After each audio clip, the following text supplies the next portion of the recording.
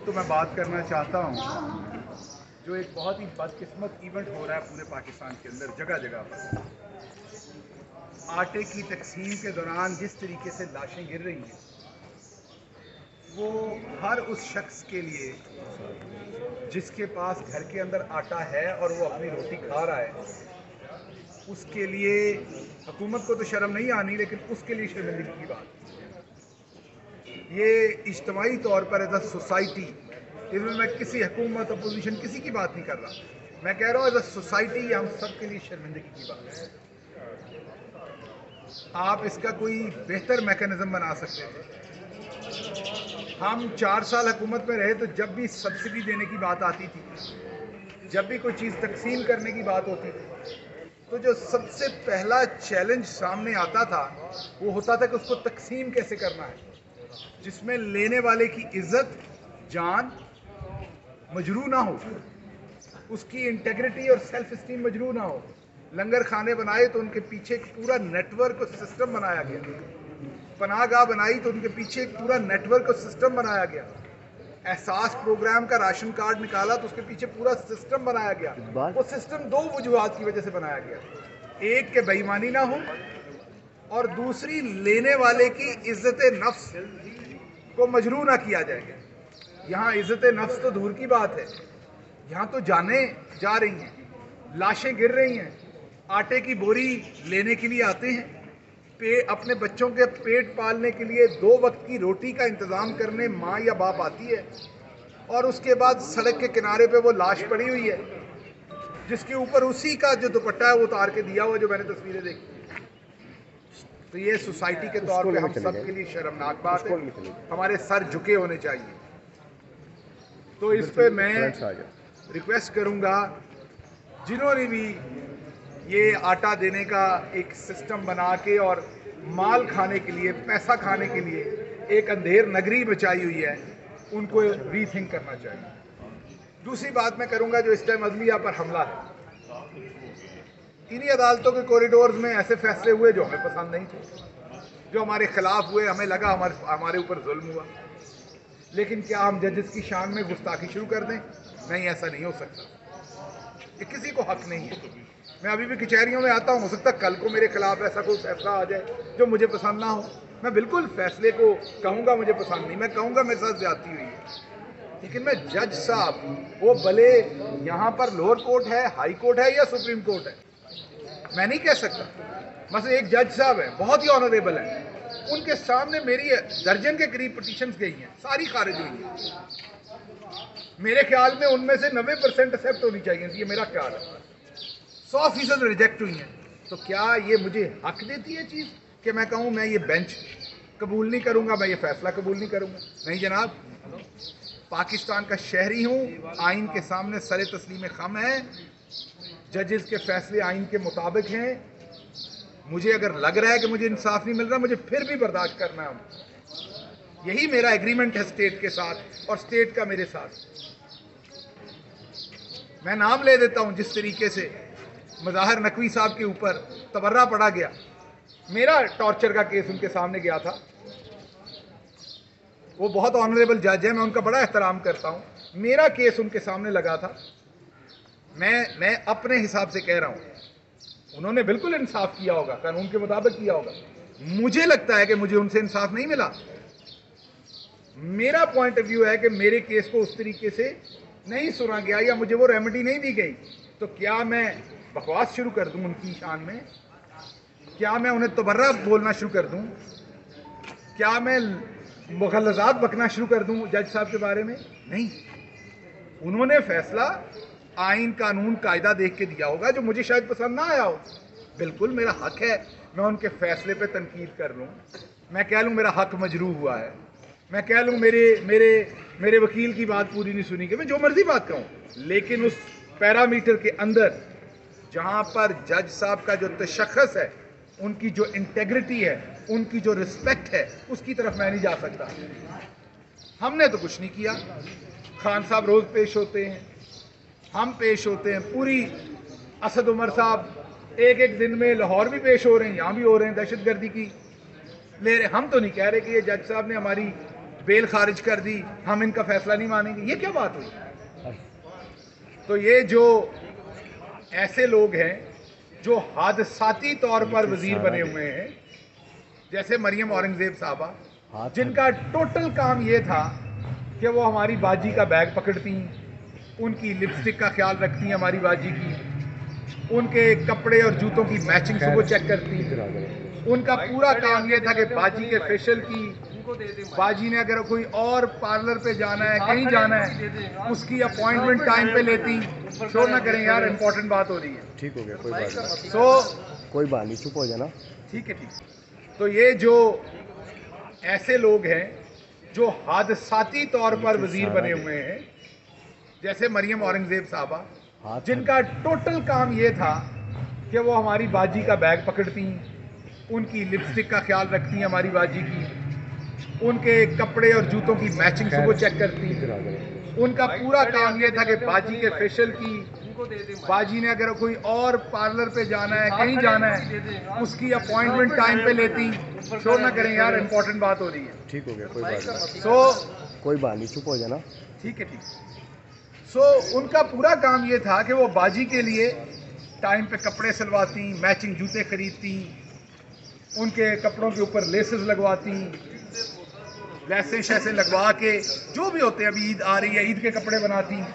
تو مریم اورنگزیب صاحبہ کا کام صرف اتنا تھا.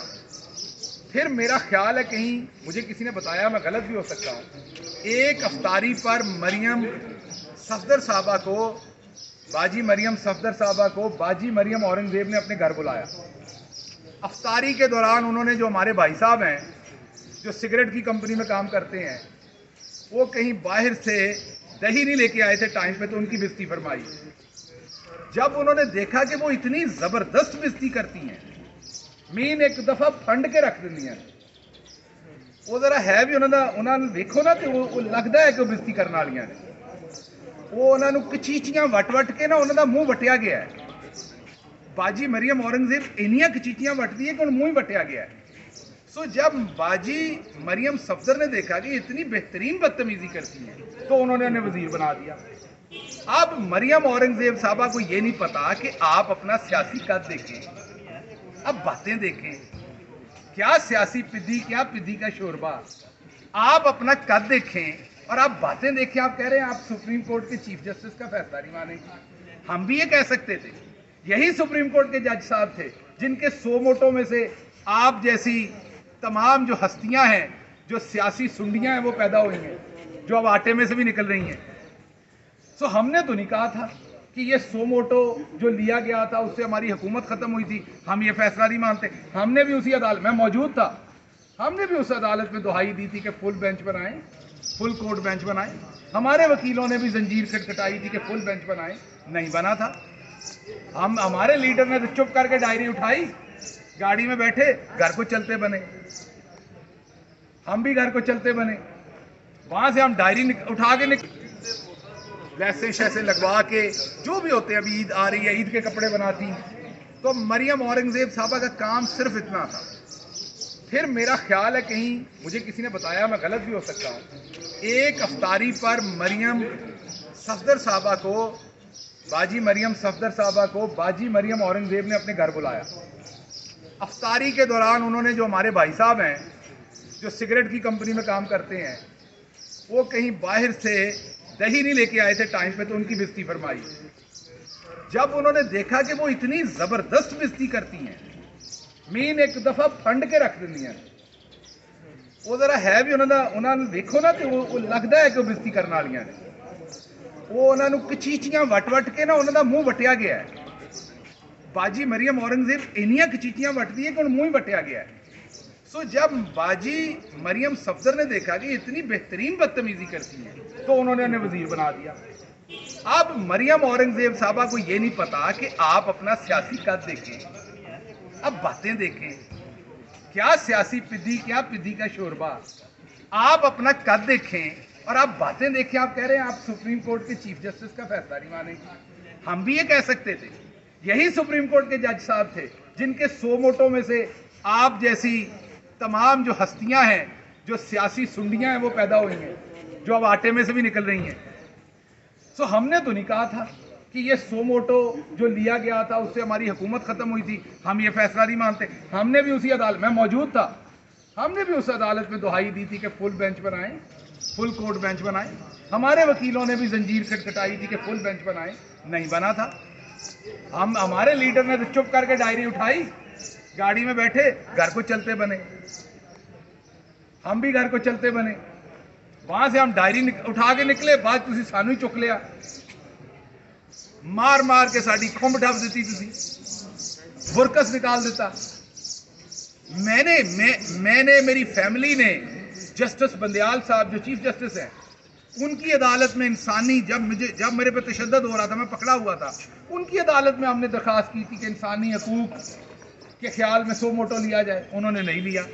कोई बात नहीं, उन्होंने ऐसे ही मुनासिब समझा होगा। तो क्या मैं बकवास शुरू कर दूं?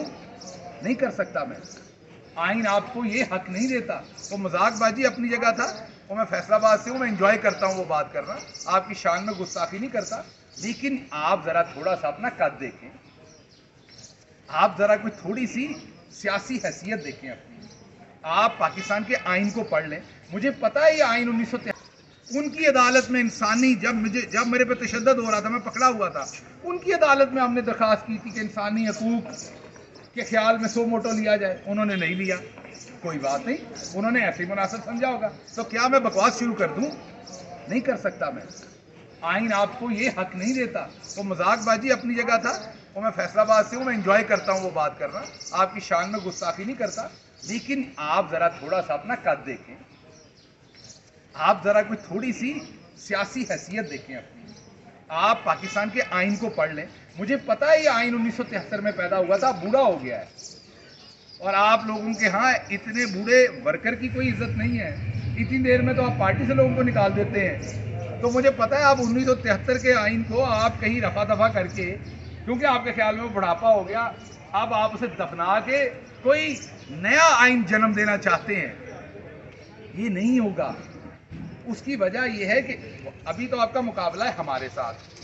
जैसे ही आपने आइन की किताब फाड़ने की कोशिश करनी है, तो फिर आपका पहला टाकरा होना है सहाफ़ियों के साथ, दूसरा टाकरा होना है वकीलों के साथ, तीसरा टाकरा होना है आपका अदालतों के साथ, चौथा टाकरा होना है आपका सिविल सोसाइटी के साथ, फिर पांचवा टाकरा होना है पॉलिटिकल पार्टीज के साथ।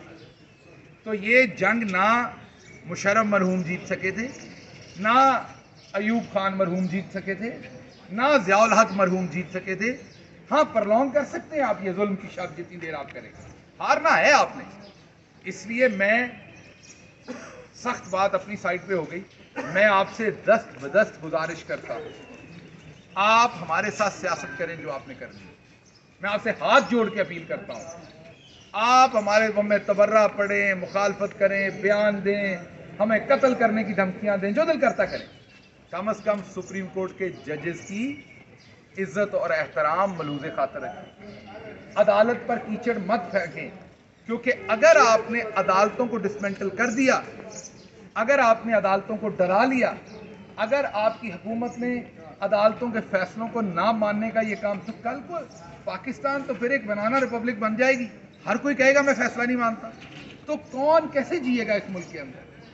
तो मैं आपसे दस्त बदस्त ये रिक्वेस्ट करता हूँ कि होश के नाखून लें, दोबारा सोचें, और दोबारा सोचकर आप कम से कम एक मुद्दे के ऊपर आए कि अदालतों का आपने एहतराम करना है।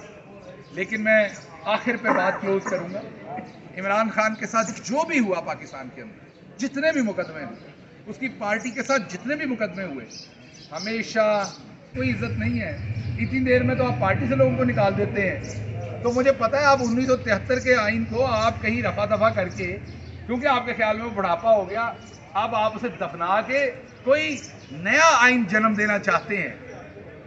ये नहीं होगा। उसकी वजह यह है कि अभी तो आपका मुकाबला है हमारे साथ। जैसे ही आपने आइन की किताब फाड़ने की कोशिश करनी है, तो फिर आपका पहला टाकरा होना है सहाफ़ियों के साथ, दूसरा टाकरा होना है वकीलों के साथ, तीसरा टाकरा होना है आपका अदालतों के साथ, चौथा टाकरा होना है आपका सिविल सोसाइटी के साथ, फिर पांचवा टाकरा होना है पॉलिटिकल पार्टीज के साथ। तो ये जंग ना मुशर्रफ मरहूम जीत सके थे, ना अयूब खान मरहूम जीत सके थे, ना ज़ियाउल हक मरहूम जीत सके थे। ہاں پرلونگ کر سکتے ہیں آپ یہ ظلم کی شب جتنی دیر آپ کریں، ہارنا ہے آپ نے. اس لیے میں سخت بات اپنی سائٹ پہ ہو گئی. میں آپ سے دست بدست گزارش کرتا ہوں، آپ ہمارے ساتھ سیاست کریں جو آپ نے کرنی ہے. میں آپ سے ہاتھ جوڑ کے اپیل کرتا ہوں، آپ ہمارے غم میں تبرہ پڑیں، مخالفت کریں، بیان دیں، ہمیں قتل کرنے کی دھمکیاں دیں، جو دل کرتا کریں. کم از کم سپریم کورٹ کے ججز کی عزت اور احترام ملوز خاطر رکھیں. عدالت پر کیچڑ مت پھینکیں، کیونکہ اگر آپ نے عدالتوں کو ڈسمنٹل کر دیا، اگر آپ نے عدالتوں کو ڈرا لیا، اگر آپ کی حکومت نے عدالتوں کے فیصلوں کو نہ ماننے کا یہ کام، تو کل کو پاکستان تو پھر ایک بنانا ریپبلک بن جائے گی. ہر کوئی کہے گا میں فیصلہ نہیں مانتا، تو کون کیسے جیے گا اس ملک کے اندر؟ تو میں آپ سے دست بدست یہ ریکویسٹ کرتا ہوں کہ ہوش کے ناخن لیں، دوبارہ سوچیں، اور دوبارہ سوچ کر آپ کم از کم ایک مدعے کے اوپر آئیں کہ عدالتوں کا آپ نے احترام کرنا ہے. لیکن میں آخر پہ بات کلوز کروں گا. عمران خان کے ساتھ جو بھی ہوا پاکستان کے اندر، جتنے بھی مقدمے ہوئے، اس کی پارٹی کے ساتھ جتنے بھی مقدمے ہوئے، ہمیشہ ججز کو، عدالتوں کو ملوز خاطر رکھا گیا، ان کی عزت کو. اگر کہیں پہ شائبہ بھی گیا، کہیں پہ یہ امپریشن بھی جنریٹ ہوا، تو خان صاحب نے خود آگے کہا کہ اگر میری بات سے ایسا لگتا ہے تو میں معذرت خواہ ہوں، میں اپنی بات یہ نہیں کہنا چاہتا تھا. تو آپ نے سجاد علی شاہ صاحب کے ساتھ بھی یہ کیا تھا،